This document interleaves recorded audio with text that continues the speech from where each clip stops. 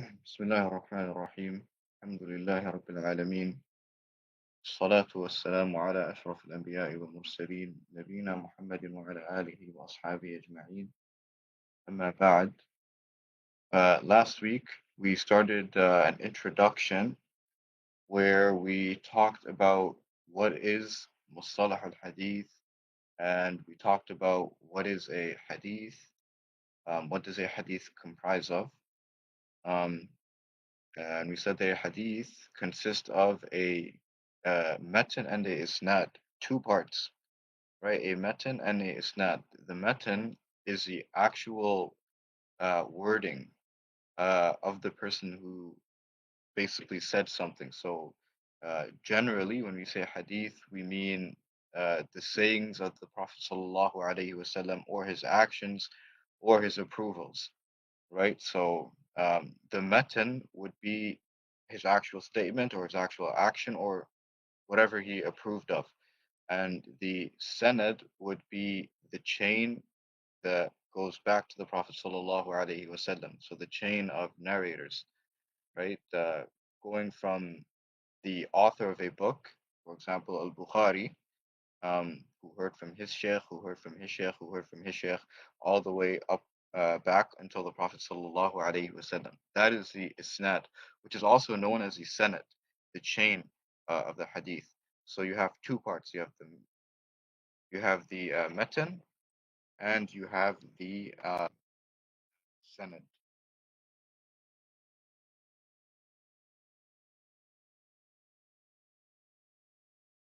Okay, then we moved on to the conditions of an authentic hadith. But before that, we mentioned that a hadith. Excuse 1 second. Not sure what happened.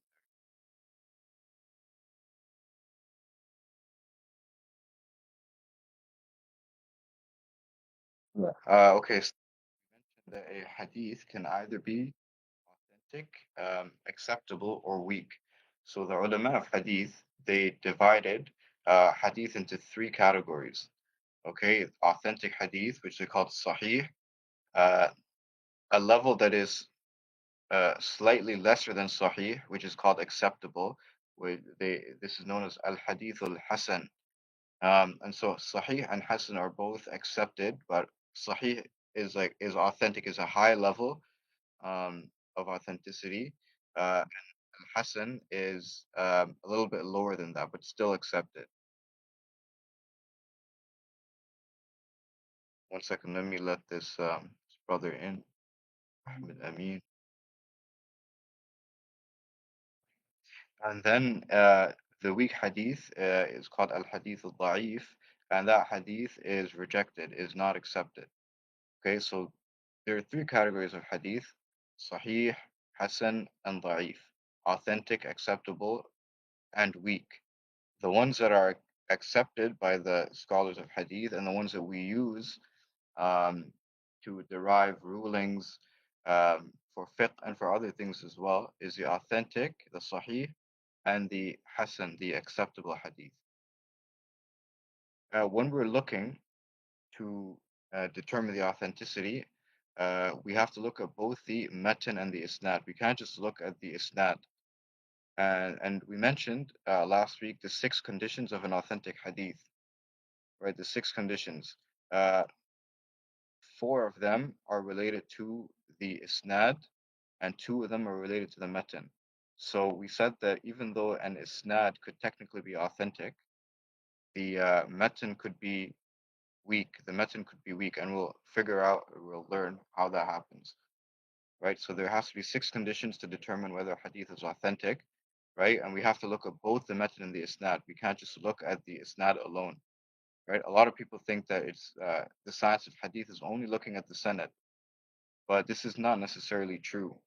Even if a hadith has an authentic chain, the matan, the text itself could be a mistake.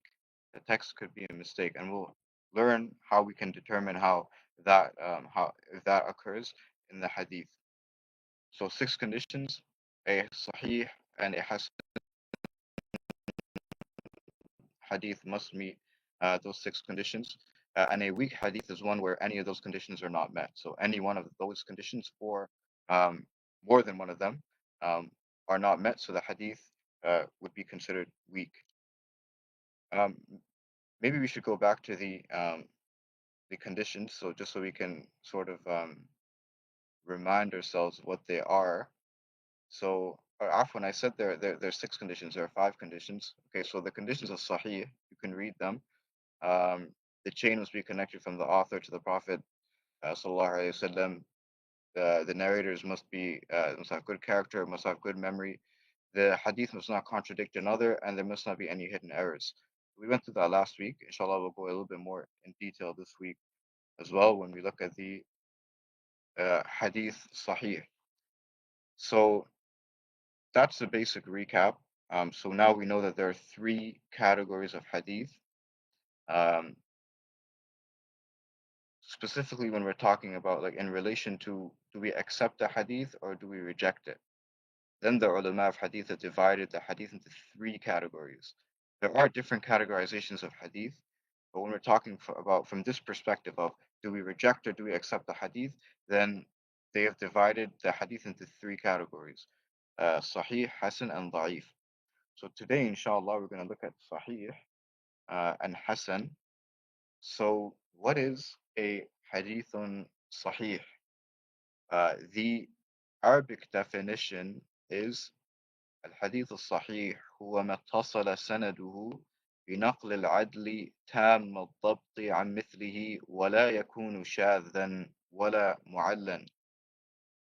ما اتصل سنده، okay, بنقل العدل تام الضبط عن مثله ولا يكون شاذا ولا معلا. So what does that mean? ما اتصل سنده. This is the first condition. Okay, a hadith which contains a connected chain. Muttasal. So ittisal in Arabic means to connect, right? When you call somebody on the phone, you say this is ittisal, because you connect between two people, right? So ittisal is connection. So muttasala sanaduhu means any hadith where the chain is connected. All of the people have heard from the person that they're narrating from, right? So that is considered to be ittisal. This hadith is muttasil, has a connected chain. بنقل العدل تام الضبط. Okay, so بنقل العدل. So the ones who have narrated the hadith, they are what we call al-adl tam al-dabt. Al-adl tam al-dabt. So we'll get into that later on. What is al-adl tam al-dabt? Okay, so a person that is narrating this hadith in this connected chain, he must be what we call al-adl tam al-dabt. And we'll get into what that means. عن مثله. So that person بنقل العدل تام الضبط, whatever that means, which we'll get into. All of the people in the chain, they must have this characteristic, right? They must all have that characteristic. So none of them should be weak. Um, they should all have the same characteristic of al-adl and tam al-dabt. Okay, so those are four conditions so far: connected chain, بنقل العدل. So adl is the narrators must have this characteristic of adala, which we'll talk about. They must have the characteristic of dabt, which we'll talk about. The fourth condition: all the narrators have to be at this level; they cannot be lower. And the condition after that is that the hadith should not be shadh. It should not contradict another hadith, and it should not contain any hidden errors. It should not contain any hidden errors. Does that make sense so far? You guys with me?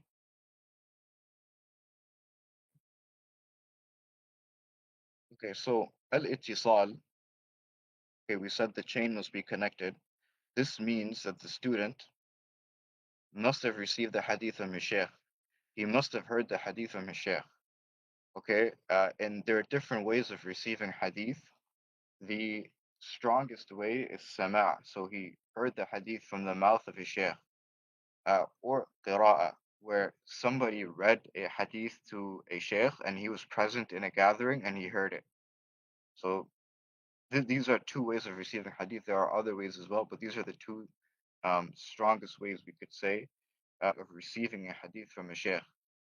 And so we have to find proof that this actually happened, that each student was present, the same city, the same area as a sheikh at the same time, right? So we have to look at the books that talk about the narrators, and we have to see what time did that narrator live in? When was he born? When did he die? Right? What era did he live in? What city did he live in as well? Was he in the same place as the sheikh was at a specific time, or did he never go to the city where his supposed sheikh lived? If we cannot prove that he ever went to the city where that sheikh was, then that chain would not be connected. For example, we could say, let's say I am saying that I heard a hadith from Aiden. I live in Toronto. Aiden lives in Medina. It is never reported for me that I ever went to Medina, but it's reported that Aiden lived his whole life in Medina. Even though we lived at the same time, if it's not reported that I ever went to Medina, I just stayed my whole life in Toronto, then this hadith would not be considered to have a connected chain because there's no way for me to have heard a hadith from Aiden who's in Medina, um, at the opposite side of the world, and I'm in Toronto, even if we lived at the same time, even if we lived at the same time. So these things have to be proven that a person lived at the same time as a sheikh, and it was possible for them to meet uh, in in some place. Right? It is proven that they actually went at some point in their life to the same city and they were there at the same time.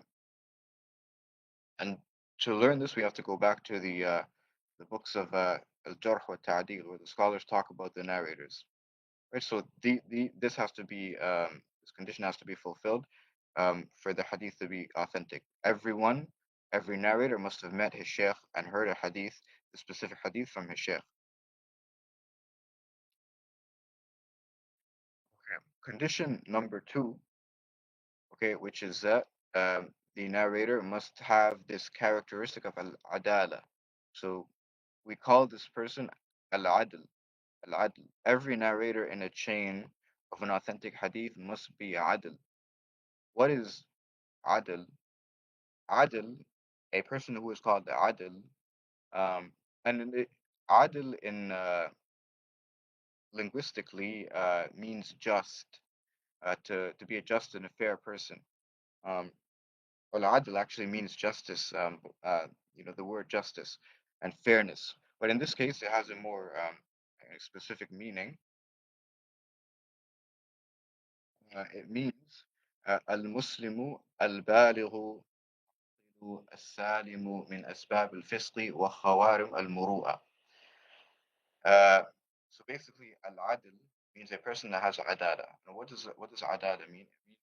Uh, it means that a person must be Muslim. Okay, have to be Muslim. Uh, person has to be mature. He has to have reached puberty. He has to be sane. Cannot be somebody that is out of his mind, is not in a sound state of mind, doesn't know what he's talking about. And he has to be a person that is free from what we call asbabul fisq, and we'll talk about that in a bit. And he has to be free from khawarim al muru'a, which is defined as being like something that is disliked by the general people. It is something that is disliked by the custom of the people of the time. So he has to be free from that. Okay, so condition number one for what we call a person for a person to be adil, for a narrator to be adil, for us to accept that narrator, he has to be Muslim. So, do we accept the narration of a kafir? What do you guys think?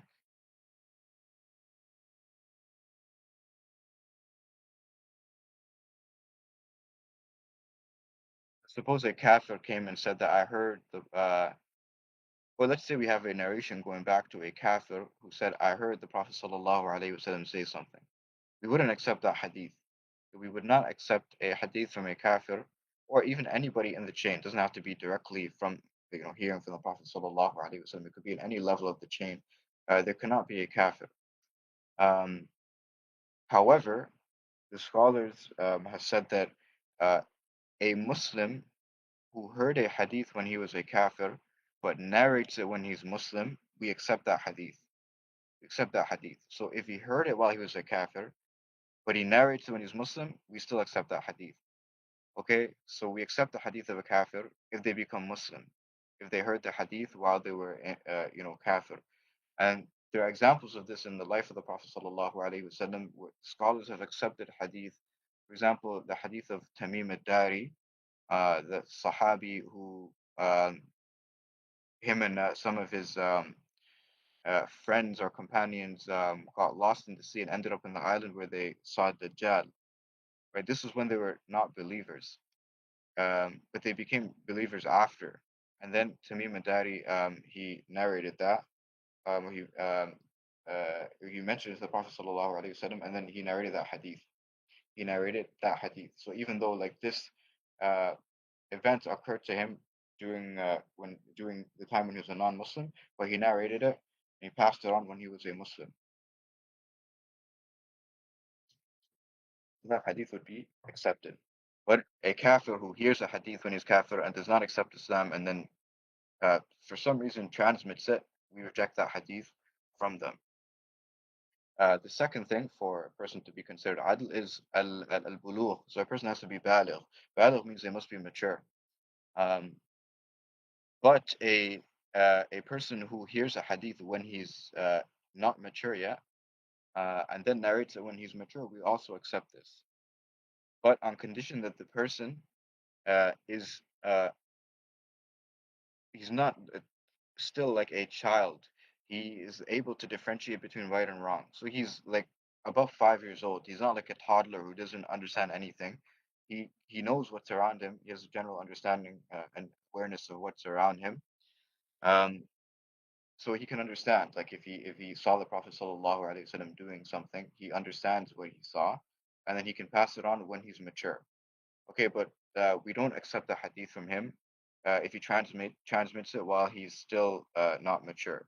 We only accept it when he's mature, when he's reached puberty and he transmits it. Then we'll accept it from him, even if he heard that hadith before maturity. So that's the second thing. The third thing is that he must be sane, of course, because the person who's insane, they don't really understand what they're saying, so we don't take hadith from them. Uh, the fourth is that a person must be free from asbab al-fisq. And asbab al-fisq is divided into two things. What we call al-fisq bishahwa and al-fisq uh, bishubha. So there are two types of fisq. The first one is al-fisq bishahwa, which is basically fisq means disobedience to Allah subhanahu wa ta'ala. Um, So what it means in when we say al-fisq bishahwa is disobedience to Allah because of following desires. So sinning, and in this case it means major sinning in public, because of course we can't judge a person based on what they do in private life. We have no access to that, and we have no idea what they do behind closed doors. So we judge them based on the apparent. So anybody that commits major sins in public, their hadith are rejected. For example, a person that commits zina in public, a person who drinks alcohol in public, these people, their hadith would not be accepted. In all cases, their hadith would be rejected, right? Because if they don't have manners and they do not fear Allah subhanahu wa ta'ala and they commit sins in public, then how can we trust that person to respect the hadith of the Prophet sallallahu alaihi wasallam? So a person who is a major sinner in public, we reject their hadith. So that's the first aspect of fiqh. The second aspect is al-fisqu bishubha, which is disobedience because of a doubt. Uh, and that is the innovator. The innovator. Okay, so the scholars, they do not accept the hadith of the innovator with certain conditions. With certain conditions. The major sinner, they do not accept the hadith in all cases. The innovator, they have exceptions. They don't always reject the hadith of the innovator. Okay, so they have three different opinions about the innovator. Some of the scholars said we accepted their hadith in all cases. Some say they rejected in all cases, and some of them took a middle path. which is a correct opinion, which is that you would accept the hadith of the innovator if he's not actively calling to his innovation. So a mubtadi', uh, as long as he's not calling to his bid'ah, right, then we would accept his hadith. Uh, and I don't mean that specifically calling to the not calling to the bid'ah in that specific hadith. I mean in general, if he doesn't call to his bid'ah, if he's known to call to his bid'ah, even if he doesn't call to in this specific hadith, we still reject as a hadith. I'm talking about like this person must not be a person who generally calls to this innovation that he practices. Uh, if he's a person like that, he doesn't generally call to his innovation, then we will accept his hadith. We will accept his hadith. Um, so anybody that calls to his bid'ah, we reject that person's hadith. Anyone who has a bid'ah that is mukaffira, that takes a person out of Islam, right? That person's hadith are rejected. Okay, for example, a person that has a bid'ah that is kufr, who, for example, believes that Ali radiallahu anhu has control of the universe. This is clear kufr. That person, his bid'ah is takes him out of Islam. We don't accept that person's hadith, right? We also do not accept a person's hadith if that person's madhab, that person's uh, basically his sect or his belief allows him to lie in order to spread his madhab. And this is the case with the Shia. They believe in something called taqiyya, where they can lie about their deen. They lie about what they believe. So there's no way for us to tell whether the hadith uh, is correct or not, whether it's the truth. So we must reject their hadith. We must reject their hadith, and whatever they say, we have to reject it. So the correct opinion for dealing with the hadith of an innovator is that we accept it if that person does not actively call to his bid'ah. That person's bid'ah does not take him out of Islam, and that person does not believe that it's okay for him to lie to spread his belief. Okay, then we would accept that person's hadith, even if that person is a mubtada, a person who innovates or practices innovation in the deen. For example, let's say a person who celebrates the birthday of the Prophet sallallahu alaihi wasallam, but does not call to that, does not tell people and encourage people to do that, then of course, I mean, his bid'ah is incorrect. Um, it is not something that is acceptable. But if he's not calling to it, then we would accept his hadith. We would accept his hadith. So that is the fourth aspect of al-adl. The fifth aspect is qawarim al-muru'ah. So a person who is considered to be adl, he must be free from what is called qawarim al-muru'ah, which is strange, abnormal behaviors that are disliked in society. And this differs from place to place. It goes back to the custom of the people. So something that they may have considered weird back in the day, maybe 1,000 years ago, we may not consider to be weird today. So it goes back to the culture. Anybody who feels bold enough to disregard the culture of his people, he doesn't care about what people think about him, uh, then that person's hadith is not taken seriously. Um, but this is um, basically a general rule that the ulama of hadith have given. But if you look at the actual narrators and who have been considered to be rejected and who we accept, you don't find many cases. In fact, I've never come across a case where a person was rejected because of khawarim muru'ah, going against the muru'ah, going against the culture of the people. Even though this is a rule that they or a criteria that they put in place, I don't really see that it in practice that they have rejected people and rejected their hadith because of going against the culture. But in any case, this is one of the criteria. An example of that would be somebody who, uh, they laugh extremely loud, like they, laughing like crazily loud when they're outside, when they're with, you know, people. Where people look at them and they think like that's strange behavior, or somebody that just randomly sleeps in the middle of the road.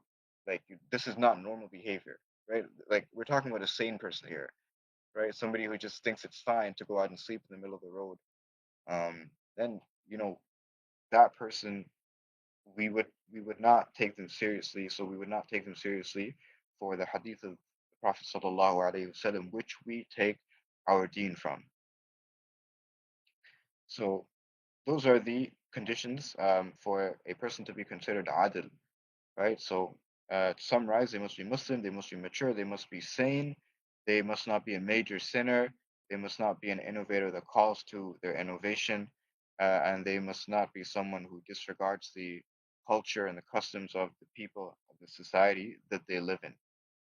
Does that make sense? That just goes back to one condition of an authentic hadith, right? That the narrator must be adil. All of these five conditions go back to the one condition of al-adl. And so you can see how precise and how strict the scholars of hadith were when they were taking hadith from mashayikh. They would not take from anybody. They're very, very. And there's the story of the man or the student who wanted to take hadith from a sheikh. And then when he went to the sheikh, he saw that the sheikh was calling one of his animals. They had camels and horses. So he was calling one of them with a bucket, which the student noticed had nothing in it, right? So he was basically trying to get the animal to come. The animal thought that there's food in the bucket.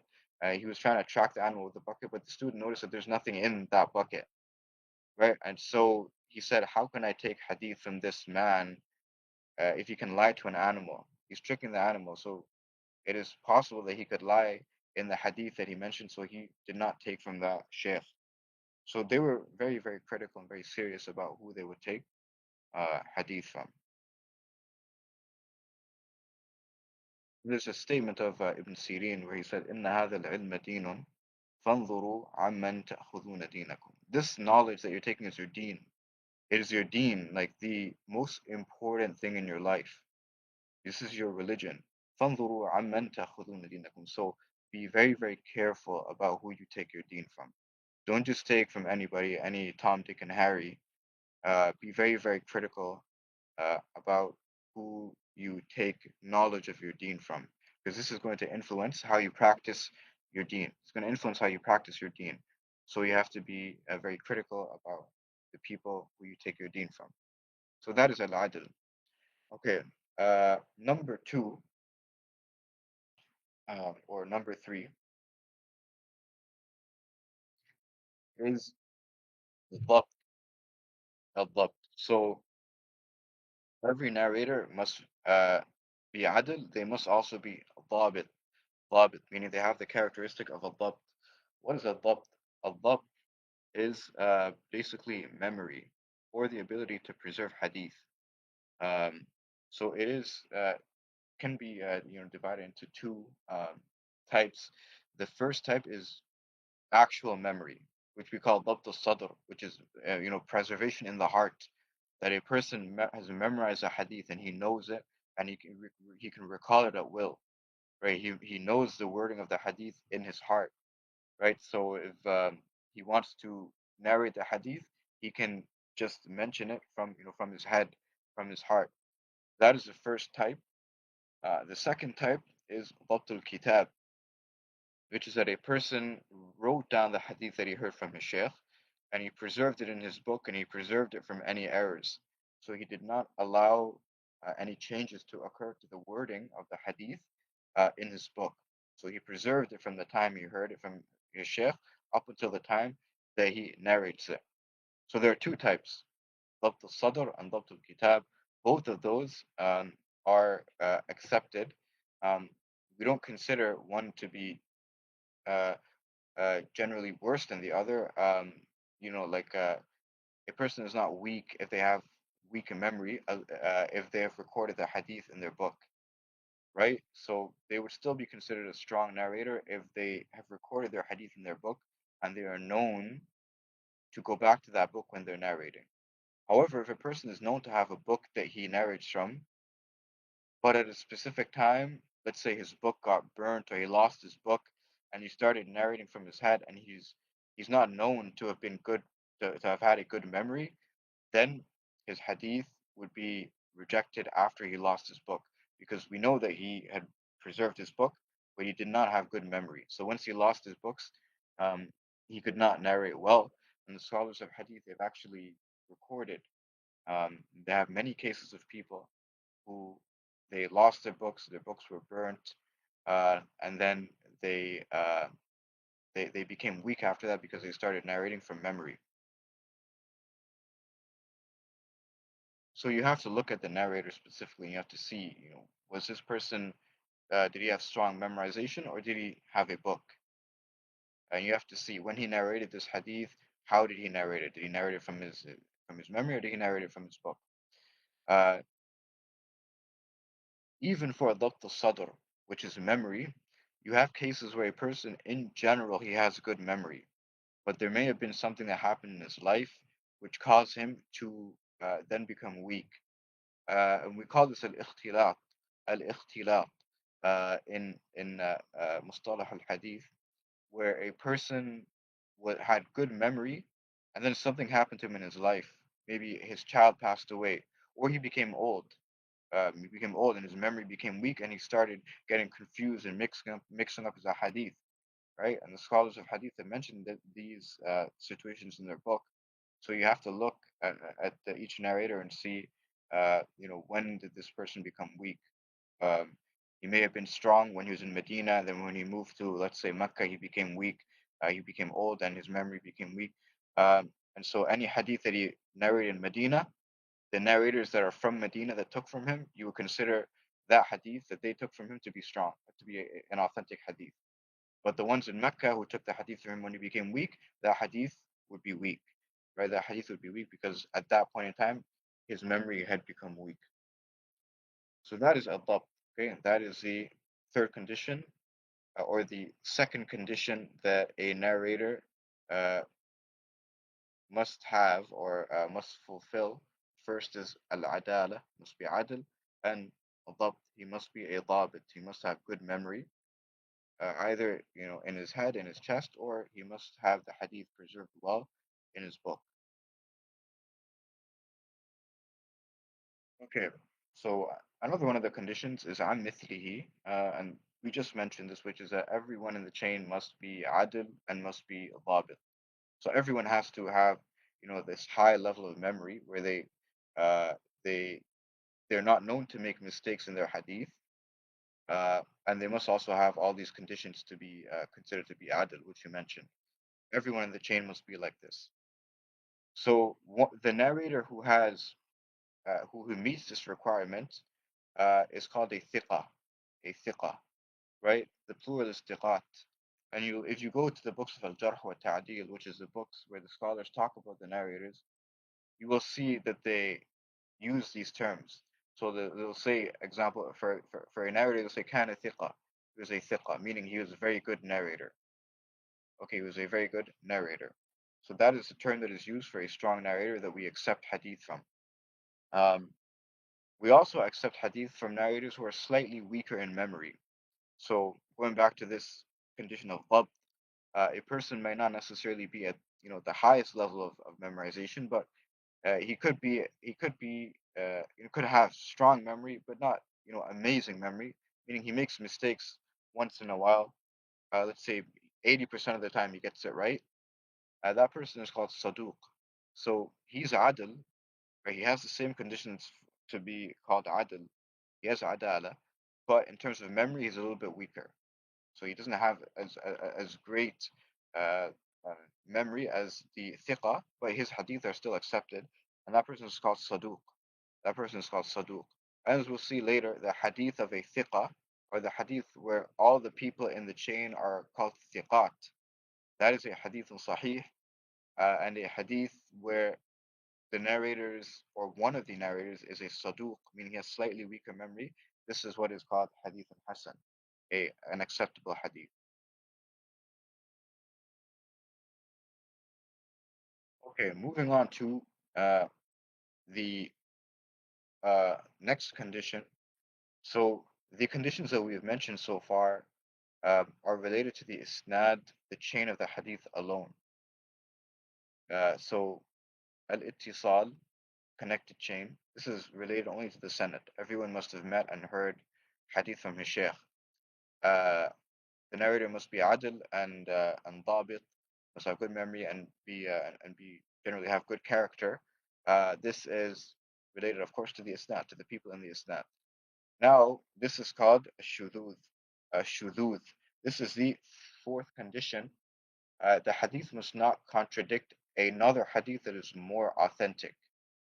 Um, this is called a shudud. So the part of the definition that we're talking about now is the part that says وَلَا يَكُونُ شاذًا وَلَا يَكُونُ الْحَدِيثُ شاذًا. The hadith must not be shadh. And this is not only related to the isnad, it could also be related to the matan. So it could be related to the matan or the isnad or both. Um, so it's different from the first three conditions in that sense. Um, so what does it mean, contradiction? Um, well, first we have to understand, okay, and maybe this is a misconception that some of you have, is that a hadith only has one chain. This is not necessarily correct. Some hadith have only one chain, like the hadith إنما الأعمال بالنيات. This is called hadith an ahad. It has one chain, right? It was related from Imam al-Bukhari narrated it from his teacher al-Humaydi, Abdullah ibn Zubayr, who heard from Sufyan ibn Uyayna, who heard from Yahya ibn Sa'id al-Ansari, who heard from Muhammad ibn Ibrahim al-Taymi, who heard from Ulqam ibn Qas al-Laythi, who heard from Umar, who heard from uh, the Prophet sallallahu alaihi wasallam. So the hadith, this is a single chain. The hadith, it remained a single chain from Umar up until Yahya ibn Sa'id al-Ansari. So Umar narrated it to Alqama, who narrated it to Muhammad ibn Ibrahim, who narrated it to Yahya ibn Sa'id. Up until Yahya ibn Sa'id, this was the only chain that existed. Only these people narrated the hadith from their sheikh, right? But when Yahya heard it, then it spread, and a bunch of people narrated it from Yahya ibn Sa'id. But initially, this hadith only had one chain, right? So it's hadith and ahad. Whereas other hadith can have from the beginning, they can have multiple chains. They can have multiple sahaba narrating one hadith. An example of that is hadith of the Prophet sallallahu alaihi wasallam.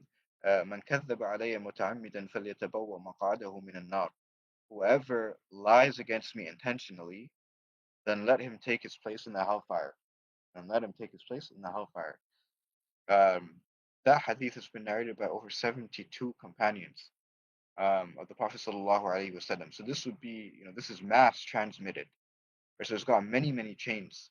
And it's got over 100 asanid, 72 companions narrated it. Whether these are authentic or not is a different story, right? But uh, we have asanid going back to 72 companions of the Prophet sallallahu alaihi wasallam. They all said that the Prophet said this hadith. Okay, so many, many asanid. Now, sometimes these asanid could have contradictions in them, right? And we'll take an example of what that means. And sometimes the mutun could have contradictions as well. So let's look at an example um, of a contradiction in the mutun. Okay, so let's say we have two asanid here. Okay, of a hadith.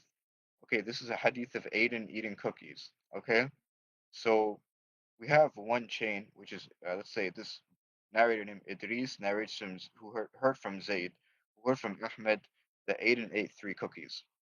Okay, so this chain is Idris hearing from Zayd, who heard from Ahmed that Aiden ate three cookies. Okay, then we have another chain, which is a Yahya, some other narrator, heard from Umar, who heard from Mahmud that Aiden bought three cookies. Okay, so clearly there's a difference in the wording here. One says Aiden ate three cookies. One said Aiden bought three cookies.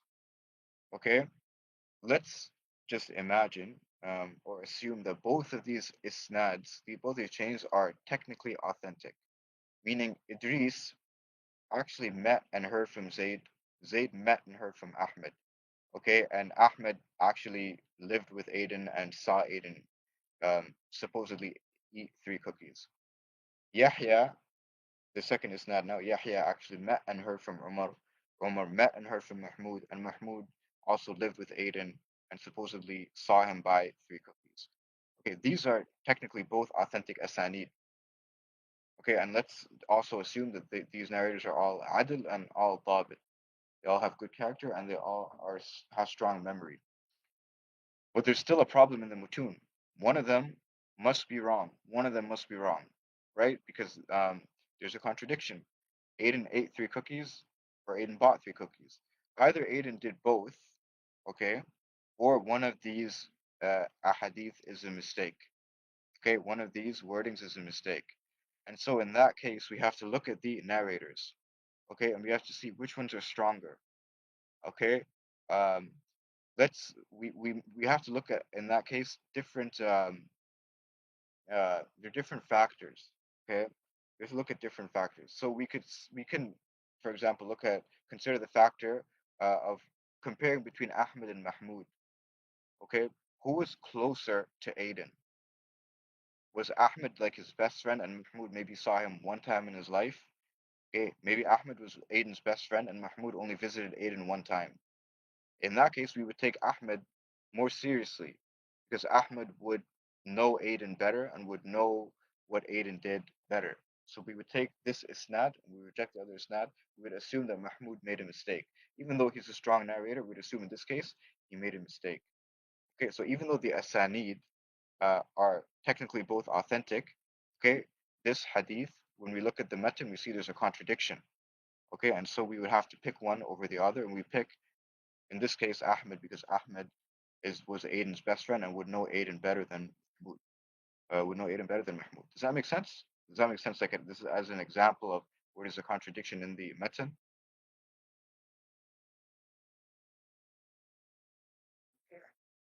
Okay. Good. Now let's look at contradictions in the asanid. Okay, so here we have the same matan. Aiden ate three cookies. Okay, so the matan is the same, but we have two different asanid. Okay, we have the first one is Idris is narrating from Zayd, who is narrating from Ahmed. Okay, the second we have Muhammad is narrating from Ziyad, who's narrating from Ahmed. Okay, so the difference here, Ahmed is the same. The difference now is Zayd and Ziyad. Idris says that he heard from Zayd. Okay, Muhammad saying that he heard from Ziyad. Okay, so now these are two different narrators. Okay, we don't know like which one is the correct one. Okay, let's assume that Zayd could be a strong narrator and Ziyad could be a weak narrator. So now we don't know like uh, it could be Zayd, it could be Ziyad. So who could it be? We don't know. So there is a contradiction in the Asanid, and then we would have to look and see who is the stronger narrator. Is it Idris or Muhammad? And then we would take the person that he is narrating from. So if Idris is stronger than Muhammad, then we would say, okay, then this narrator should actually be Zayd. Zayd is the correct person in the Isnad. If Muhammad is a stronger narrator, then we would say then if Muhammad is stronger than Idris, then we would say then okay, this person was actually Ziyad and not Zayd. And this is could be a very common mistake because a person could become confused between Zayd and Ziyad and mix up the names, right? But we have to make sure we get the name right. We have to make sure we get the name right because sometimes um, there could be a different ruling depending on the name. Zayd could be strong narrator, Ziyad could be weak. If we assume that the narrator is Ziyad without fully checking and Ziyad is weak, then we would reject that hadith. Okay, we haven't fully checked. If we checked and we figured out that it was actually Zayd and Zayd is a strong narrator, then that would mean that the isnad is, a proper sahih isnad, and we would accept the hadith. So we have to look into these names and make sure that we are that the people in the isnad are the correct people, and that there is not a mistake. Okay, and the final condition, after uh, the ones we mentioned before, so اتصال, connection, عدل, الضبط, and shudud, contradiction. Now we come to the last one, which is that there should not be a hidden defect in the hadith. And there are many different types of hidden defects um, in hadith. Uh, Basically, it is a mistake that you don't really notice by looking at the hadith, like, without taking a closer look, you could consider to be shudud an example of a hidden defect. Um, but the scholars of hadith have made that its own condition and then have made this hidden defect another condition, even though shudud technically is considered to be a hidden defect. Um, but there are other hidden defects as well, and we'll learn about these when we talk about the weak hadith, the different types of weak hadith, such as hadith al-mudallas or hadith al-mursal. Um, but let's just look at some examples in general. So a hidden defect could be something that's called tadlis. Tadlis. Tadlis is where a person has actually met and heard a hadith from his sheikh. So it has been proven that he met a sheikh and he heard from him. But he has not heard a specific hadith from his sheikh, but he claims that he heard that hadith. Okay, he claims that he heard that hadith, but he won't narrate it saying, I heard it from my sheikh. He would use a term that sort of uh, causes you to think that he heard it, but he's not literally saying I heard. And this term in Arabic is called an. So it's like a term that like makes you think that he heard it directly, but he's not literally and upfront saying that he heard it. So he won't say like haddathana, like my sheikh told me this hadith. He literally said it to me. He'd say an, like which means that like um, it was narrated from that person and that he heard the hadith, but he didn't hear it directly. But you may assume that he heard it directly because this is called tadlis, where he's trying to confuse people so that you think that he heard that hadith from a sheikh. But yes, he did meet a sheikh. Yes, he did learn from a sheikh, but he didn't hear that specific hadith. So if you were to look at the isnad, you would say, yeah, this is an authentic isnad because this person actually heard from a sheikh. He met a sheikh. He heard hadith from a sheikh. So I mean, why should we reject this hadith? But in reality, when you look into it and you read the books and you read what the scholars have said, this person did not hear that specific hadith from his sheikh. And he heard it from somebody who heard it from his sheikh. So there's somebody in between, an intermediary. And that person, if this narrator wants to cut him out of the isnad and wants to hide him from the isnad, there's a high possibility that he might be a weak narrator, which is why that person did not want to make him known in the isnad. So he said he cut him off in the isnad, and he basically said that he heard it from his sheikh directly, even though he's not using the explicit term if I heard it, but he's cutting out this intermediary from the isnad. And there are cases where a person would do that, and even nowadays, people do it. Um, like there are different examples of this, but let's say a person goes to Medina and there's a big sheikh that is teaching there. Let's say, for example, Sheikh Abdul Muhsin al-Abbad, one of the greatest scholars of hadith of our time, who was teaching in the Haram up until recently. Somebody who goes to Medina would like to say that he heard directly from Sheikh Abdul Muhsin. But let's say he heard from Sheikh Abdul Muhsin's student, right? But this guy, let's say he comes back to Canada, maybe he's from Canada, he comes back and he wants to, seem like a big shot that he heard hadith from Sheikh Abdul Mustin. He's not going to want to say that I heard from Sheikh Abdul Mustin's student. So he's going to say, yeah, I heard Sheikh Abdul Mustin, or Sheikh Abdul Mustin said this hadith, and it would seem that he actually sat in Sheikh Abdul Mustin's class and heard it directly from Sheikh Abdul Mustin. But really, he heard it from the Sheikh's student, right? And even though this guy, he may consider the student to be a strong narrator, it's possible that that student made a mistake and said the wrong wording and actually made a mistake in what Sheikh Abdul Muslim actually said. And so then the person who comes back to Canada and is narrating that hadith is narrating a hadith that has a mistake in it, right? And even though he thinks that Sheikh Abdul Muslim said it, but he cut out a person from the isnad who may have potentially been weak, and because of that, he's narrating something that's a mistake, right? So people do that nowadays as well. They want to seem that they heard directly from the big mashayikh, so they cut people out of the asanid, even nowadays. Um, Another example, a different type of tadlis, you could say, is somebody who attends a class for a sheikh, right? Let's say Sheikh uh, Sulaiman al-Ruhaili in Medina is teaching a fiqh book, Dalil al-Talib, for example. A person goes and sits with him for 3 classes, gets bored and leaves. But then he goes and he tells other people, yeah, I actually sat in Sheikh Sulaiman Ruhaili's class, Dalil al-Talib. And people are going to assume that he sat through the whole thing and he read the whole book with the Sheikh. And in reality, he attended three and missed 200. This is an example of tadlis. A person tries to, um, show that they've done something or, act like big shot. They've taken from the scholars when in reality they have not. Uh, this is something that people, as you mentioned, they continue to do even nowadays, and they did it in the time of narration as well. So you would not know unless you really looked into the isnad and looked into the books of hadith and what the scholars have said.